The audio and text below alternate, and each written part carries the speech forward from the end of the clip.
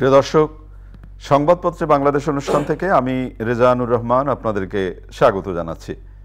বিভিন্ন জাতীয় দৈনিকে প্রকাশিত খবরের বিশ্লেষণ নিয়ে আমাদের আজকের এই অনুষ্ঠানে অতিথি হিসেবে উপস্থিত আছেন বাংলাদেশ ফেডারেল সাংবাদিক ইউনিয়নের সাবেক সভাপতি বিশিষ্ট সাংবাদিক আবুল কালাম আজাদ। ধন্যবাদ রেজানুর, আপনাকেও ধন্যবাদ। পত্রপত্রিকায় প্রকাশিত কয়েকটা গুরুত্বপূর্ণ শিরোনাম প্রথমে আপনাকে শোনাই, তারপর আমরা আলোচনায় যেতে চাই। প্রথম আলো, কোটা সংস্কার আন্দোলন, দফায় দফায় হামলা, সংঘর্ষ, গুলি, নিজেদের রাজাকার বলতেও তাদের লজ্জা করে না, প্রধানমন্ত্রী বলেছেন। সর্বজনীন পেনশন প্রত্যয় কর্মসূচি পেছানো এক ধাপ অগ্রগতি, তবে শিক্ষক আন্দোলন চলবে। দৈনিক সমকাল, ঢাবিতে ছাত্রলীগের হামলা, আন্দোলনকারীদের প্রধানমন্ত্রী নিজেদের রাজাকার বলতে তাদের লজ্জাও করে না, অভিমত সরকার চাইলে মুহূর্তেই সমস্যার সমাধান সম্ভব। দৈনিক যুগান্তর, আন্দোলনকারীদের উপর ছাত্রলীগের হামলা, পাল্টাপাল্টি ধাওয়া, সংঘর্ষে ক্যাম্পাস রণক্ষেত্র, নতুন কর্মসূচি ঘোষণা, সব ক্যাম্পাসে বিক্ষোভ মিছিল আজ। কালের কণ্ঠ, দফায় দফায় ধাওয়া, পাল্টা ধাওয়া, সংঘর্ষ, ছাত্রলীগ সহ ক্ষমতাসীন দলের নেতাকর্মীরা রাজপথে থাকবে, ক্ষমতা হারানোর ভয়ে এই হিংস্র হামলা, বিএনপির মহাসচিব বলেছেন। দৈনিক ইত্তেফাকের শিরোনাম, আন্দোলনকারীদের উপর ছাত্রলীগের হামলা, রণক্ষেত্র ঢাকা বিশ্ববিদ্যালয়, আত্মস্বীকৃত রাজাকারদের জবাব দিতে ছাত্রলীগই যথেষ্ট, ওবায়দুল কাদের বলেছেন। তারা কি জানে ৭১-এর ২৫শে মার্চ কি ঘটেছিল সেখানে? রোকেয়া হলে আন্দোলনরত ছাত্রীদের উদ্দেশ্যে প্রধানমন্ত্রী। বাংলাদেশ প্রতিদিন, দিনভর সংঘর্ষের রণক্ষেত্র, প্রধানমন্ত্রী শেখ হাসিনার প্রশ্ন, নিজেদের রাজাকার বলতে লজ্জা হয় না? মানব জমিন, রক্তাক্ত ঢাকা বিশ্ববিদ্যালয়, যেভাবে ৪০০ কোটির মালিক জাহাঙ্গীর। খবরের কাগজ, হামলা পাল্টা হামলা, সংঘর্ষ, আহত ৩০০, নিজেদের রাজাকার বলতে তাদের লজ্জাও করে না। জায়জায় দিনের শিরোনাম, ঢাকা বিশ্ববিদ্যালয় রণক্ষেত্র, স্বাস্থ্য ব্যয় বছরে দারিদ্র হচ্ছে ৬১ লাখ মানুষ, পাকিস্তানে নিষিদ্ধ হচ্ছে ইমরান খানের পিটিআই। দৈনিক বাংলা, ঢাকা বিশ্ববিদ্যালয় ক্যাম্পাস রণক্ষেত্র, আর্জেন্টিনার ব্যাক টু ব্যাক শিরোপা। সময়ের আলো শিরোনাম, ক্যাম্পাসে ক্যাম্পাসে হামলা, ঝরল রক্ত। দৈনিক জনকণ্ঠ, দফায় দফায় সংঘর্ষ, নিজেদের রাজাকার বলা রাষ্ট্রদ্রোহিতা ছাড়া কিছুই নয়। আপনি শিরোনাম শুনলেন। গত কয়েকদিন ধরে একই উপসর্গ, একই ঘটনার মুখোমুখি হচ্ছি আমরা, এবং গতকাল একটা উত্তেজনায় রূপ নিল। দফায় দফায় হামলা, সংঘর্ষ প্রথম আলোর শিরোনাম, ঢাবিতে ছাত্রলীগের হামলা সমকালের শিরোনাম, যুগান্তর শিরোনাম করেছে আন্দোলনকারীদের উপর ছাত্রলীগের হামলা, ইত্তেফাক শিরোনাম করেছে আন্দোলনকারীদের উপর ছাত্রলীগের হামলা, রণক্ষেত্র ঢাকা বিশ্ববিদ্যালয়। এই যে ছাত্রলীগের নাম আসলো এবং ছাত্রলীগের হামলা, সবকিছু মিলিয়ে যে পরিস্থিতিটার উদ্ভব হলো, আপনার বিশ্লেষণ কি? এর আগে আপনি বললেন যে কে যেন বললো যে সরকার ইচ্ছে করলেই যে কোনো মুহূর্তে কোন একটা পত্রিকা, হ্যাঁ, পত্রিকায় অভিমত দিয়েছেন মুজাহিদুল ইসলাম সেলিম, সরকার চাইলেই মুহূর্তে সমস্যার সমাধান সম্ভব। এখন এই যে দেখেন, মানে আপনার পরিস্থিতি, এর আগে মানে মুজাহিদুল ইসলাম সেলিম সাহেব অসম্ভব শিক্ষিত মানুষ, প্রগতিশীল মানুষ, তার সম্পর্কে আমার কথা বলা, আমার বয়সেও হয়তো সিনিয়র, নিশ্চয়ই সিনিয়র হবেন কিছু। উনি ডাকসুরও ভিপি ছিলেন। ডাকসুর ভিপি ছিলেন? উনি ছিলেন না। মুজাহিদুল ইসলাম সেলিম ডাকসুর। আমরা অন্য প্রসঙ্গে আসি। না, এই যে বললেন যে সরকার ইচ্ছে করলেই, এদিকেই আমি শুরু করি যে মানুষ বিভ্রান্ত কিভাবে করা হয়। ওনার মতো লোক যদি বলে যে সরকার যে কোনো মুহূর্তে ইচ্ছে করলেই মুহূর্তের মধ্যে শেষ হোক, উনি যে কম জানেন এটাতে আমি মোটেও প্রশ্নই ওঠে না। সিপিবির সভাপতি ছিলেন, ডাকসুর ভিপি ছিলেন সম্ভবত, যে একটু ভিপি, ডাকসুর ভিপি ছিলেন মুজাহিদুল ইসলামের, অথবা জিএস। তো উনি যদি বলেন যে সরকার ইচ্ছে করলেই যে কোনো মুহূর্তে সমাধান, তাহলে মানুষ বিভ্রান্ত হয় কিভাবে আপনি চিন্তা করেন। যেখানে মামলাটা আদালতে আছে, হাইকোর্ট রায় একটা দিয়েছে 13 সালে, আপনি 18 সালে ছাত্রছাত্রীরা কোটা সংস্কার বা কোটা বাতিলের জন্য আন্দোলন করলেন, সরকার কোটা বাতিল করে দিলেন। এরপরে রিট করা হলো মুক্তিযোদ্ধার পক্ষ থেকে, কেন বাতিল করা হলো। সেই রায় কিছুদিন আগে হাইকোর্ট ওটারে স্থগিত করে দিল গভর্নমেন্ট, অর্থাৎ তাহলে আগে যে কোটা ছিল কোটা থাকবে। তো সেই কোটায় তারপরে যেটা হলো এটা এখন সুপ্রিম কোর্টে আছে। সুপ্রিম কোর্টে ইতিমধ্যেই কিন্তু বলে দিয়েছেন হাইকোর্টের ওটা স্থগিত যে রায় দিয়েছেন সে স্থগিত করে 8 আগস্ট রায়টা দিবে। আমি কেন বলছি যে মুজাহিদুল ইসলাম নাম বলেই বলতে হয়, তার মতো লোকেরা যখন কথাগুলো এইভাবে সমাজে বলেন তখন বিভ্রান্তি ছড়ায়।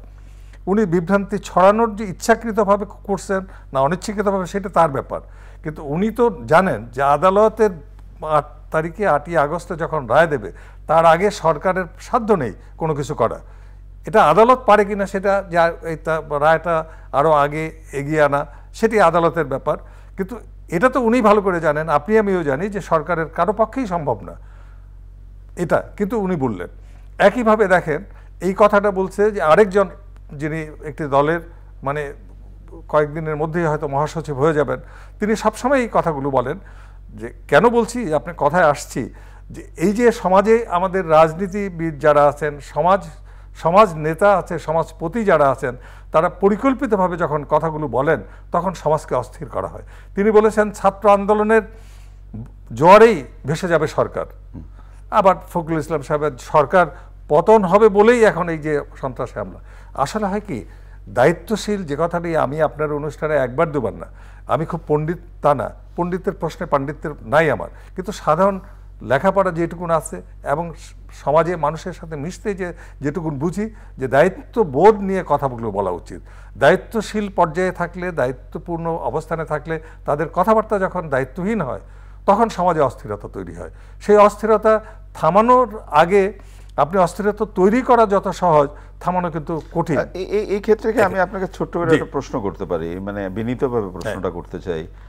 এই যে ছাত্র আন্দোলন শুরু থেকে যেভাবে শুরুটা হলো এবং আইন শৃঙ্খলা রক্ষাকারী বাহিনীর সেই সহনশীলতা সবকিছু মিলে ওরা মিছিল করছে, সবাই মানে সহমর্মিতার জায়গাতে একটা পরিস্থিতি তৈরি হলো। তো সেই সময় পরিস্থিতিটা কি তাদের সাথে আলোচনা করে বুঝিয়ে বা তাদের সাথে বসে আজকের পর্যায়ে যাতে না আসে, ছাত্রলীগকে যাতে এই ভূমিকাটা না নিতে হয়, সেটা কি নেওয়া যেত না? আপনার সাথে আমি একমত অবশ্যই, এবং সেই চেষ্টাও করা হয়েছিল। আপনি ছাত্রলীগের সভাপতি সাদ্দাম হোসেনের সাথে আপনার পরিচয় আছে কিনা আমি জানি না, আমার এলাকার আপনার এলাকার ছেলে, অত্যন্ত ভালো ছেলে এবং ও খুবই মেধাবী ছেলে। ওর সাথে ব্যক্তিগতভাবে আমার কথা হচ্ছে। ও কিন্তু আপনি যেদিন কোটা আন্দোলনের সাংবাদিক সম্মেলন করলেন, একই বিকালে সাংবাদিক সম্মেলন করেছেন, এবং সাদ্দাম হোসেন কিন্তু বারবার বলেছেন যে তোমরা ছাত্রছাত্রী, আমার ওর দলেরও সবারই ছাত্রছাত্রী, একটা ছাত্রলীগের সভাপতি, সে বলছে তোমরা আন্দোলনটা স্থগিত রাখা, যেহেতু 8 তারিখে বলেছে, সুতরাং চেষ্টা কিন্তু করা হয়েছে। এই চেষ্টাটা কার্যকর হয়নি এই কারণে ফলাফল যে কথাটা আপনি বলেছেন যে দমানো যেত কিনা, দমানো যেত যদি পেছনে ওই স্বাধীনতা বিরোধী শক্তি জামাত শিবির পরিকল্পিতভাবে নাম ধরে বলতে পারি যে এবি পার্টির স্লোগান পেছনে ব্যানার, আর সেখানে একজন বক্তৃতা দিতেছেন কোটার পক্ষে, এমন সব উত্তেজিত এবং জ্ঞানী মানুষ কোটা আন্দোলনের মধ্যে বক্তব্য রাখছেন, এবং তার পেছনে হচ্ছে এবি পার্টির ব্যানার, হ্যাঁ ব্যানার না, এটা ওই যে পোস্টার কি বলে যে প্ল্যাকার্ড, ওখানে এবি পার্টি। তখন আমার মনে হলো যে এই ভদ্রলোকের আগেও আমি দেখেছি অসম্ভব ভালো কথা বলেন, মানে লেখাপড়া জানা, ব্যারিস্টার, কথা মুগ্ধ যে কোনো মানুষই হবেন, কিন্তু তার মুখ দিয়া এত সুন্দর চেহারার মানুষ, বঙ্গবন্ধু সম্পর্কে যে অশ্রাব্য কথা এবং মানে কল্পনা করতে পারবেন না, সেই মানুষটার সুন্দর চেহারা, খালি আমার বারবার মনে হয় এত সুন্দর চেহারার, এত শিক্ষিত মানুষ, ব্যারিস্টার, সে এই ধরনের কথাবার্তা বলতে পারে। এই লোকগুলো যখন এই কোমলমতি ছাত্রছাত্রীদের পেছনে জড়িয়ে গেছে, যখন বলে এদের আন্দোলনে সরকার ভেসে যাবে, নিজেরা সরকারকে সরাতে পারছেন না, বছরের পর বছর বলতেছেন এই গেল ওই গেল, এইমাত্র দখল, এইমাত্র পদত্যাগ, তারপরে ছাত্রদের উপর যে কথাটা আপনি বলেছেন, অনায়াসে কিন্তু এই ছাত্রগুলো মানে এই কোটা আন্দোলন এই 7 দিন 8 দিন 8ই আগস্ট পর্যন্ত দেখা যায়। এই প্রসঙ্গে আমি বলে রাখি আপনাকে যে সরকারের এবং কোটা আন্দোলন যারা করতেছে তাদের মধ্যে মৌলিক কোনো পার্থক্য নাই, চাওয়া কিন্তু একই। সরকার কি চাইছে, ওরা কোটা চাইছে, কোটা বাতিল করে দিছে, এবং ওরা বলছে যে বাতিল না সংস্কার, এটা তো দূরের না, বসলে আদালত রায় দিলে আমার মনে হয় ওদের আর সমস্যা থাকবে না।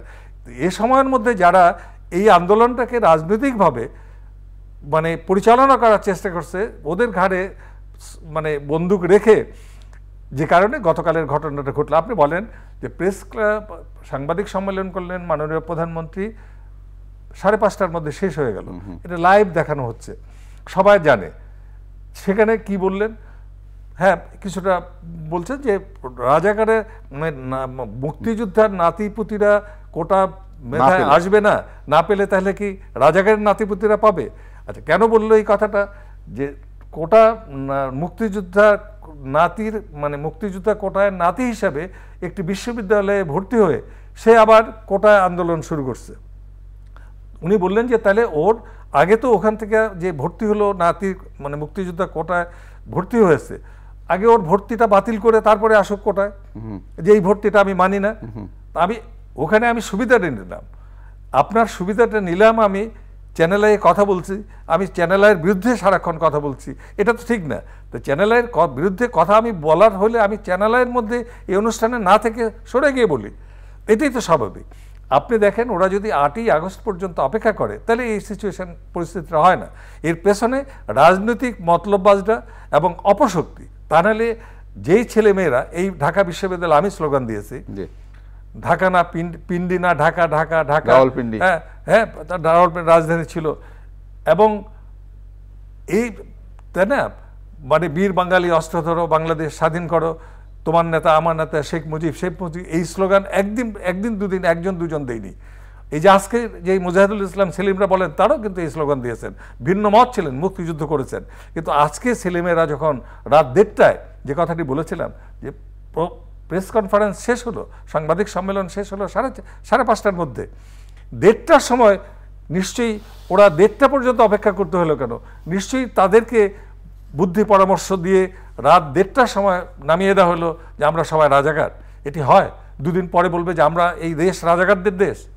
এবং সমাজে এমনভাবে বিভ্রান্তি ছড়ানো হচ্ছে যে মুক্তিযুদ্ধই ভুল ছিল, এবং বলেছে তো এর আগেও বিভিন্ন সময়। আপনি সামাজিক যোগাযোগ মাধ্যমে যান, যে সবচেয়ে বড় ভুল হয়েছে মুক্তিযুদ্ধ করা। তো তাদেরকে আপনি কিভাবে ওন করবেন?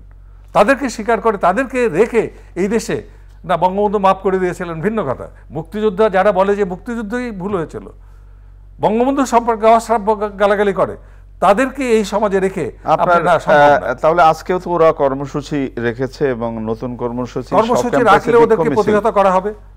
কারণ ওরা যখন বলতেছে যে আমরা রাজাকার এবং গর্বের সাথে বলে, যেটা আদালতের রায় আছে, আপনি জানেন যে রাজাকার মানে ইসলামের ইতিহাস সম্পর্কে টুকটাক আমাদের ধারণা আছে, আমরা জানি যে রাজাকার হচ্ছে সহায়তা করা, সাহায্যকারী। হ্যাঁ, বিভিন্ন সময় যে ইসলামিক আন্দোলন ছিল, দর্শনের জন্য সাহায্য করেছিল, তাই না? কিন্তু বাংলাদেশের রাজাকার শব্দ যে একটা গালি, রাজাকাররা হত্যা করছে, নিপীড়ন, নির্যাতন, নারী নির্যাতন, কোনোটা বাদ দেয়নি, খুন, তাই না? একেবারে গ্রামের পর গ্রাম। আমার গ্রামে পাশের বাড়ির 11 জন ওই আপনার উত্তরবঙ্গে কোন জায়গায় সৈয়দপুরে ছিল, সেখানে একটা পরিবারের একেবারে সবাই নিশ্চিহ্ন করে দিয়েছে এই রাজাকার। শহরের আদালতে রায় দেওয়া হয়েছে রাজাকার একটি গালি শব্দ। আপনি যে শহরের নাম উচ্চারণ করলেন, সেই শহরে আমি বসবাস করি, সেই শহরটা আমার। 71-এ ওই শহরে বাঙালি নিধনের জন্য কতটা নির্মম নিষ্ঠুর কায়দায় বাঙালিদের নিধন করা হয়েছিল, আমি ছোট ছিলাম, কিন্তু আমার স্মৃতিতে এখনো জল জল। সেজন্য এখনো যখন আপনি একেবারে আবেগের জায়গা না, স্পষ্ট করে বলি, তরুণ প্রজন্মের আমার প্রিয় ছাত্রছাত্রীদের মুখে যখন তুমি কে আমি কে রাজাকার রাজাকার শব্দটা শুনি, আমি মেনে নিতে পারি না, এটা হয় না, কারণ কোনো মানুষের পক্ষে। আমি একটু প্রসঙ্গে যাই, একেবারে শেষের দিকে অনুষ্ঠানের দু একটা প্রসঙ্গ আলাদা ছিল। এই যে দুর্নীতির বিরুদ্ধে কথা হচ্ছে, কিন্তু একজন জাহাঙ্গীর সাহেব আবার আলোচনার মধ্যে এলেন, 400 কোটি টাকার মালিক। আচ্ছা, এই যে সবকিছু আলোচনায় আসে, বেনজির সাহেবরা বিদেশে চলে যান, মতিউর সাহেবরা বিদেশে চলে যান, জাহাঙ্গীর সাহেব নাকি শুনলাম বিদেশে চলে গেছেন। তাহলে এই যে বিদেশে চলে যাওয়ার পরে যে আলোচনাটা আসে, আমি বিনীতভাবে প্রশ্ন চাই, তাহলে এই আলোচনাটা তারা থাকতে কেন হয় না? বিদেশে না আলোচনাটা যখন হয়েছে, এখন বিদেশে কখন চলে গেল, মানে এটা আপনি যেটা বলছেন যে থাকতে, মানে আলোচনাটা হলো না কেন, এটা তো বিষয়। যে যখন ঘটনা চক্রে মাননীয় প্রধানমন্ত্রী যখন ওই দিন সংবাদ সম্মেলন করলেন, যে যখন আমি জানতে পেরেছি তখনই তো ওরে বাদ দিয়ে এবং সাথে সাথেই যাদের দায়িত্ব ছিল ওর সম্পদ টম্পদ কি কি এগুলো তাদের এই সংস্থাগুলো আরো তৎপর হওয়া উচিত। Right. আমি ব্যক্তিগতভাবে মনে করি গণমাধ্যম থেকে শুরু করে সবারই তৎপর হওয়া উচিত। গণমাধ্যমে যে যত বলে খারাপ কথা বলুক, যে গণমাধ্যমে ভূমিকা নেয় বলেই কিন্তু এই বিষয়গুলো আসছে, কিন্তু তাই বলে সামাজিক যোগাযোগ মাধ্যমে এত বিভ্রান্তিকর তথ্য ছড়ায় যে তার ভিত্তিতে গণমাধ্যমেই কিন্তু বড় বড় রিপোর্টগুলো হয়। এবং একটি জিনিস তো গণমাধ্যম থেকেই বেরিয়েছে, তাই না?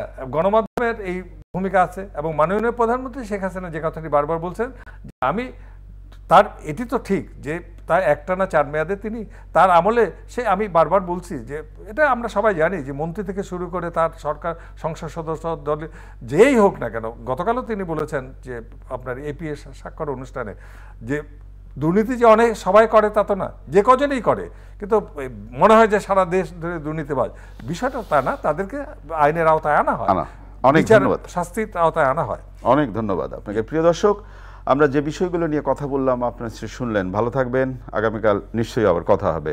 খুদা হাফেজ।